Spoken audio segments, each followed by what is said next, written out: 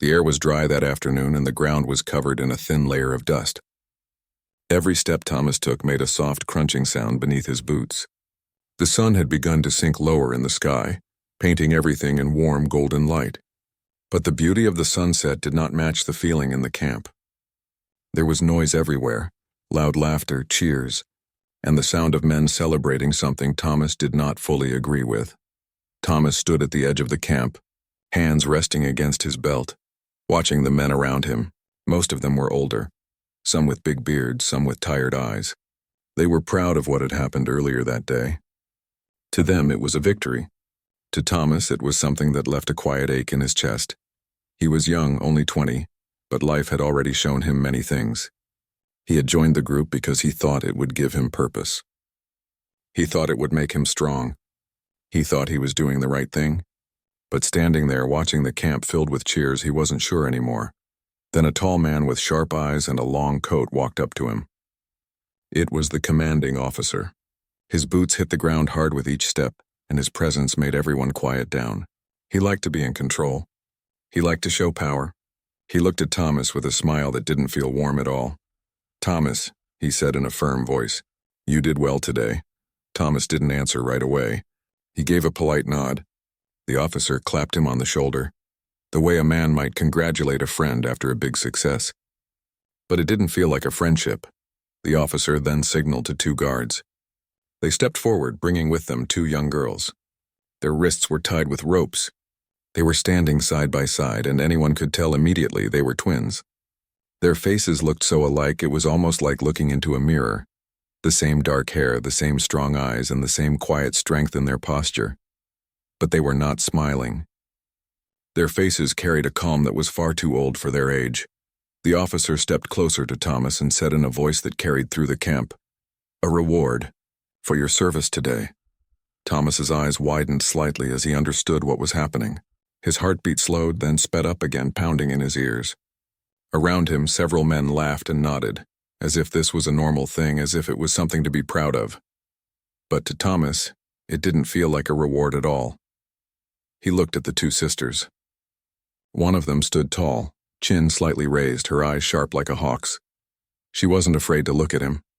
The other one kept her gaze on the ground, her hands slightly shaking, but she didn't cry. Neither of them spoke. They didn't have to. Their silence said everything. Thomas felt something shift inside him. A part of him, the part that had always followed orders wanted to look away, to pretend this was just how things worked. But another part of him, deeper, quieter, but stronger, whispered that this was wrong. These were not rewards. These were human beings. The officer continued talking, but Thomas barely heard him. His thoughts were too loud. He thought of his own sister who had once stood alone after their parents passed away. She had only been a child then, but her eyes had carried the same quiet strength. If someone had treated her like this, Thomas closed his eyes for a second. He couldn't even imagine it. When he opened them again, the officer was still smiling. "They're yours," he said simply, as if he had just handed Thomas a medal. Thomas forced himself to breathe slowly. He didn't want to cause a scene. He didn't want to shout. But something inside him had already decided. He couldn't accept this. The officer left satisfied, and the crowd around them slowly returned to their noisy celebration. The campfire crackled. The smell of cooked meat filled the air, and laughter rose like smoke into the night sky. But Thomas didn't feel like joining them. He stayed near the edge of the firelight, glancing at the twin sisters who were now sitting quietly near a wooden crate. A young guard had untied their wrists just enough for them to sit more comfortably, but had left the ropes around their hands. Thomas noticed how they leaned slightly toward each other, as if trying to draw strength from their bond. As the night grew darker, the stars began to appear one by one. Thomas sat on an old log and stared up at the sky. It was quiet out here, away from the noise. The stars were steady. They didn't care who had power or who celebrated what. They simply existed. He thought about the life he had chosen. He thought about the people he had followed. And most of all, he thought about the 2 girls sitting not far from him, wrapped in silence. Finally, he stood up and walked slowly toward them. The guard who had been watching them was half asleep, his hat covering his face. Thomas stepped past him quietly. The sisters lifted their heads when they heard him approach. The older one, or maybe just the one who seemed a little braver, met his eyes. She didn't speak, but there was a clear message in her stare. We are not broken. Thomas crouched down in front of them, keeping his voice calm and soft. I'm not going to hurt you, he whispered. His words came out steady, almost like a promise. They didn't answer, but they didn't pull away either. He noticed how tired they looked.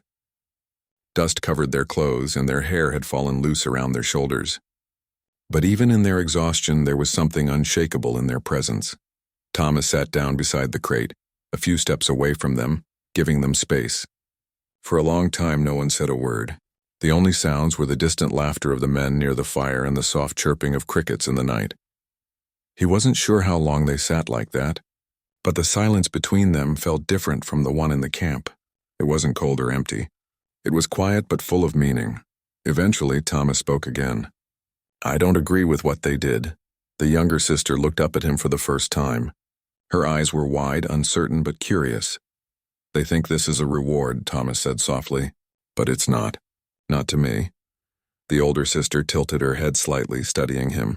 She still didn't trust him, and Thomas didn't expect her to. He didn't need her to trust him yet. He just wanted her to know he wasn't like the others. He leaned his arms on his knees and let out a slow breath. I can't change everything, he whispered mostly to himself. But I can change what I do. As the night deepened, the camp began to quiet down. Some of the men had gone to sleep and only a few remained by the fire. Thomas looked at the rope around the sisters' wrists again. He imagined what it must feel like, to lose everything and still hold on to your dignity. He thought about what might happen to them if he did nothing. He thought about the way the officer had smiled, and in that moment a decision formed in his heart, quiet but strong. He didn't know how exactly he would do it.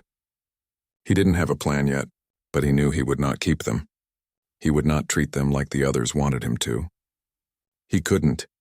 The stars above seemed to burn a little brighter, as if they had heard his silent promise. Thomas stood up slowly and stepped closer to the sisters. Tomorrow, he said quietly, things will change for you. The older sister stared at him, confused but alert. The younger one frowned slightly, not understanding his language completely, but sensing something in his tone. Something different from all the others. Thomas didn't explain. He didn't need to. He simply gave a small nod, the kind a person gives when they've made up their mind. He walked back to his place near the edge of the camp. But he didn't sleep. He lay there staring at the stars, his heart beating steadily with the weight of his choice. He knew what he was about to do might change everything for him. People would talk. Some would be angry, but none of that mattered. What mattered was that two young girls deserved more than this. They deserved freedom, and he, for the first time in his life, felt ready to do something truly right. The camp was still in quiet before sunrise. A soft wind moved through the dry grass, carrying the faint scent of smoke from last night's fire. The sky was turning from black to a pale gray, and the stars were slowly fading away. Thomas sat awake, his back against a tree, eyes fixed on the horizon. He hadn't slept at all. His mind had been repeating the same thought again and again. This has to be done. He looked around. Most of the men were still asleep, their blankets pulled tightly around them.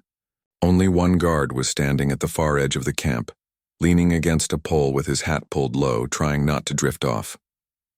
The moment was quiet, calm, and fragile, like a secret waiting to be set free. Thomas turned his head to where the twin sisters sat. They were awake too. Their posture was straight, as if they had been ready the entire night. The older one met his eyes without fear. The younger one held her sister's arm, looking tired but alert.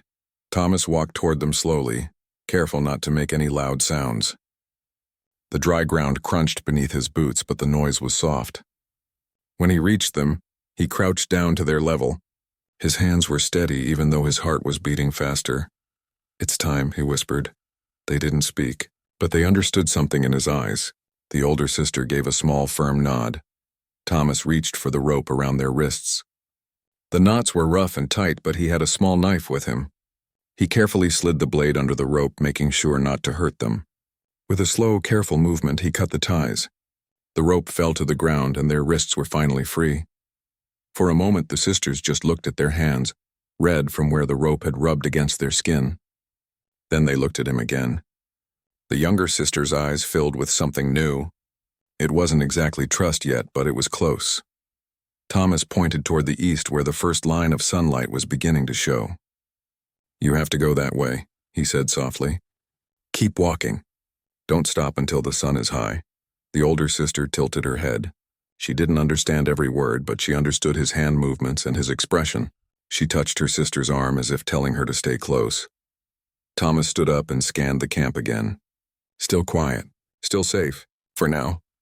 Then he handed them a small leather pouch he had hidden under his coat. Inside was a bit of bread, a small knife, and a water flask. It wasn't much, but it might help them reach their people. The younger sister looked at the pouch and then back at him.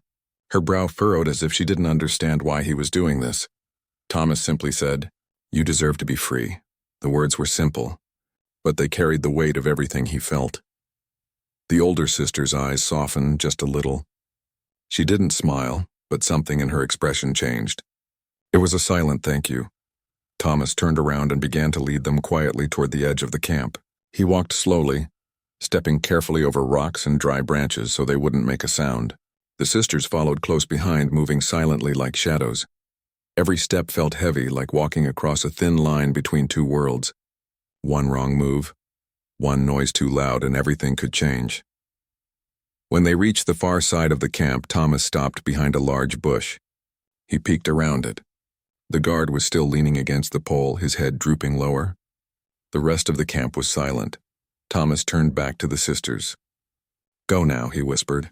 He pointed toward a faint trail that led into the distant hills. The older sister looked at him one last time. Her eyes held so many emotions, fear, courage, confusion, and strength all at once. She reached out and briefly touched her fingers to her chest, then to the air between them. It was not a word, but it felt like a promise. The younger sister clutched the pouch tightly and followed her. Thomas watched them move quickly and quietly, disappearing into the gray light of early morning. They didn't look back. They didn't need to. He stayed hidden behind the bush until they were far enough away that no one in the camp could see them. Then he returned slowly, his heartbeat still quick but calm. When he sat down again by the tree, the sky was beginning to glow orange. Soon the camp would wake. Soon questions would be asked. But Thomas didn't feel regret. He felt something else, and something lighter, almost peaceful. A few hours later, the camp was alive again. Men were talking, packing their bags, preparing to move. One of them walked toward the crate where the sisters had been sitting. He froze. "They're gone," he shouted, heads turned. Boots hit the ground fast. Several men rushed to the spot, looking around, confused and frustrated. The commanding officer stormed out of his tent. His sharp eyes scanned the area, his voice loud as he barked out orders. A group of men spread out, trying to find any sign of where the sisters had gone. Thomas stood at the edge of the commotion, pretending to look around like everyone else. He bent down, pretending to check the ground for tracks. No one suspected him. Why would they? He had always followed orders before. One man said, "Maybe they ran in the night." Another said, "Someone must have helped them." The officer clenched his jaw but didn't find any clear answer. Eventually, he shook his head and ordered the men to move on. "We don't have time to waste," he said. And just like that, the noise slowly faded. The men returned to their usual tasks, and the search ended almost as quickly as it began. But Thomas knew the truth. And the truth gave him a feeling no medal or praise ever had. Later that day, as the group began their march, Thomas looked at the horizon in the direction the sisters had gone. The sky was clear and bright now. Somewhere beyond those hills they were walking, free. He imagined them moving through open land, the wind in their hair, the sun warming their faces. He imagined them finding their people again, being welcomed home. He imagined them living the life that was almost taken from them, but wasn't. And then he felt something new grow inside him, not fear, not doubt, but quiet strength. That night, when they stopped to rest, Thomas sat away from the others again. He didn't join their laughter. He didn't feel the need to. Instead, he looked up at the stars just like he had the night before. The stars were bright, scattered like tiny lights over a dark sky. They reminded him of how small he was in the grand story of the world, and yet how one choice could still matter. He remembered the way the older sister had looked at him before leaving. He remembered the way she didn't need to speak to say everything. That moment would stay with him forever. For the rest of the journey, he carried that memory like a hidden flame inside his chest. It wasn't loud or bright for others to see, but it was enough to guide him. The others thought the sisters had simply escaped. No one ever knew the truth, but Thomas didn't need recognition. What he had done was between him, them, and the wide-open sky. Years later, long after the days of marching and following orders were over, Thomas would sometimes sit outside his small home in the quiet countryside. He would close his eyes and remember that morning, the gray light, the sound of soft footsteps, and the moment when two young girls walked into freedom. He never saw them again, but he didn't need to. He liked to believe they found their family again. He liked to imagine them growing older, telling their children about the morning when a stranger cut the ropes from their wrists and gave them a chance to start again. It wasn't a grand story with speeches and cheers. It was quiet, simple, and real. And in his heart, Thomas knew that this one act, done in silence, had changed not only their lives but his as well. He had learned something that day, that real strength was not in following orders but in doing what was right, even when no one was watching. As he sat under the night sky, older and wiser, Thomas would look at the stars and smile softly to himself. Somewhere, he thought, those sisters might be looking at the same stars too, and that thought was enough.